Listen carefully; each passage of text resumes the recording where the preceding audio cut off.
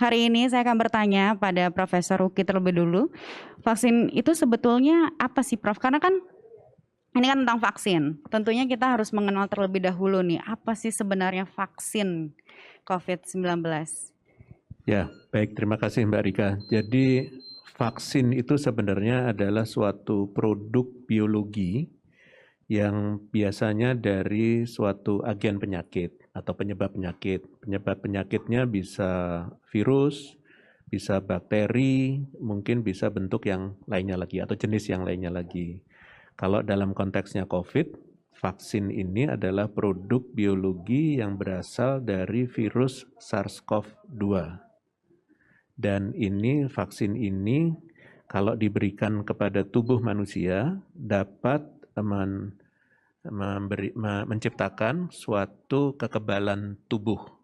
Kalau virus tadi berupa antigen, disebutnya antigen, maka kalau masuk ke tubuh, nanti tubuh akan membentuk antibodi untuk melawannya.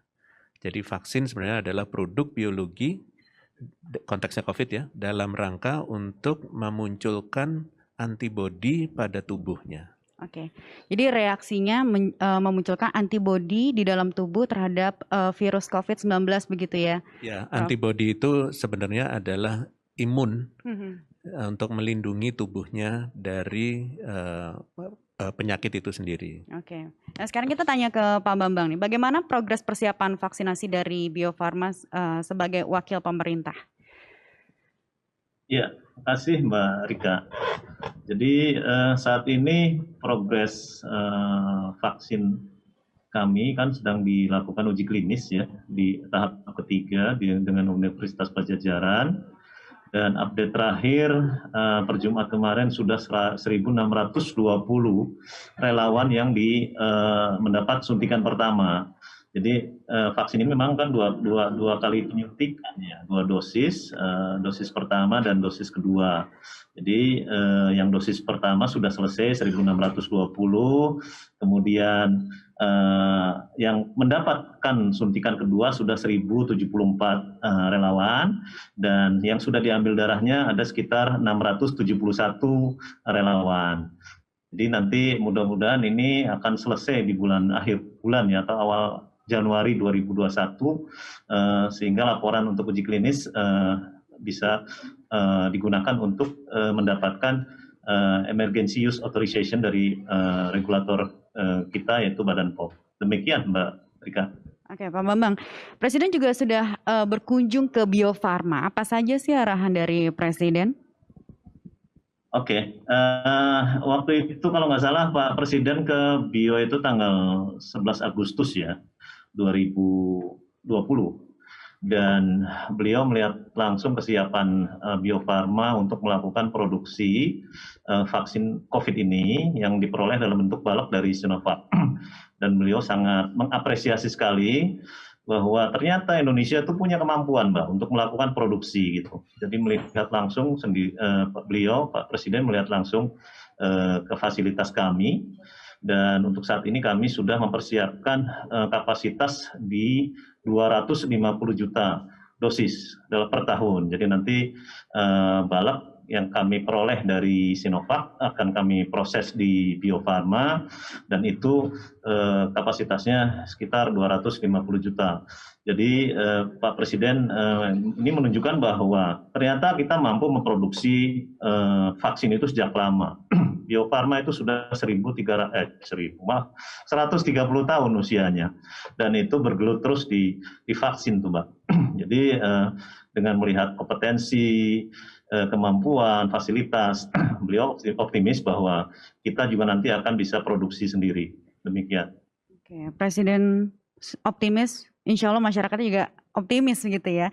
Kita ke Profesornya. Prof, pernah menyampaikan tentang perbedaan vaksinasi dan imunisasi. Apa saja perbedaan antara vaksinasi dan imunisasi, beserta fungsinya, Prof? Baik, terima kasih. Jadi sebenarnya vaksinasi itu adalah suatu proses untuk memasukkan vaksin ke dalam tubuh.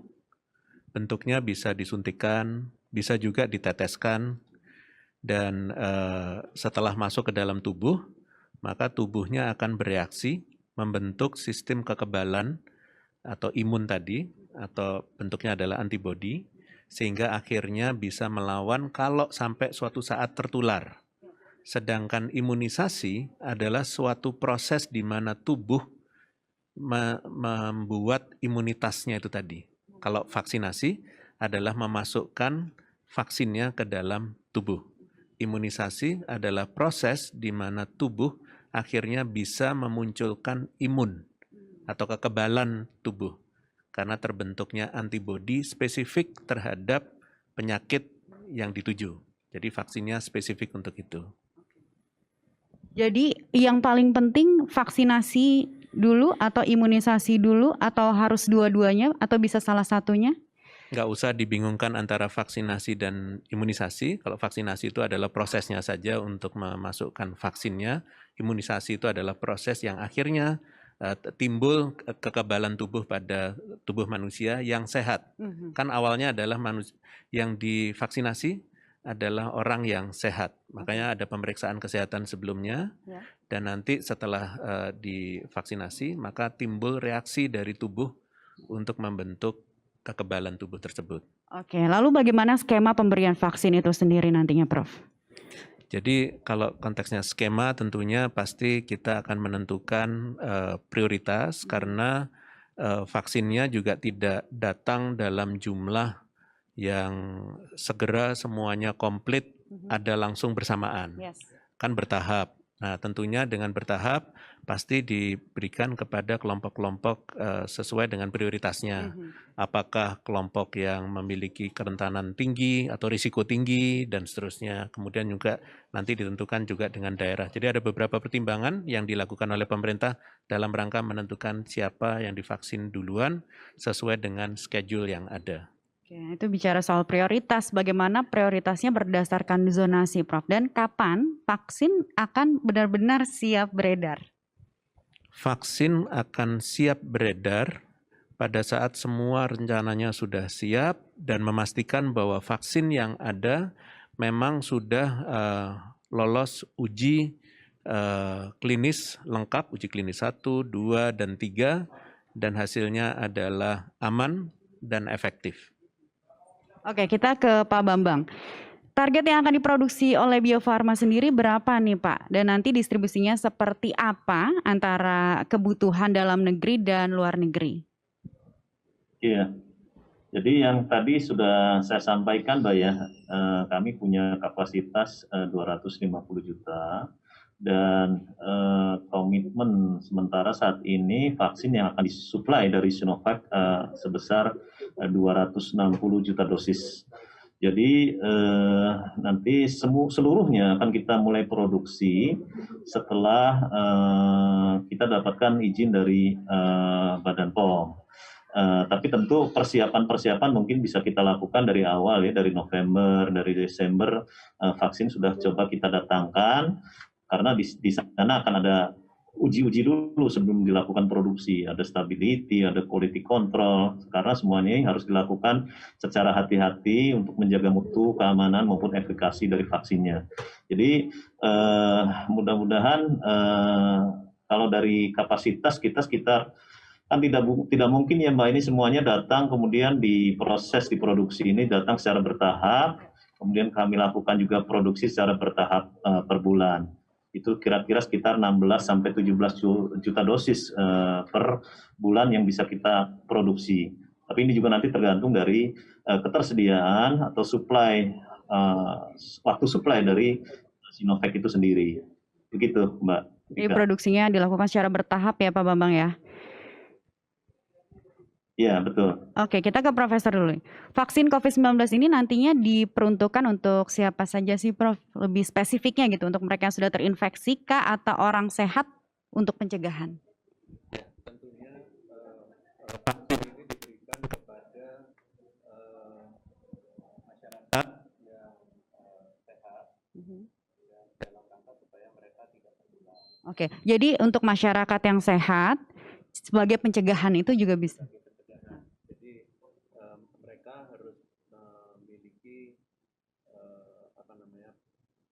kesehatan yang cukup untuk bisa diberikan vaksin.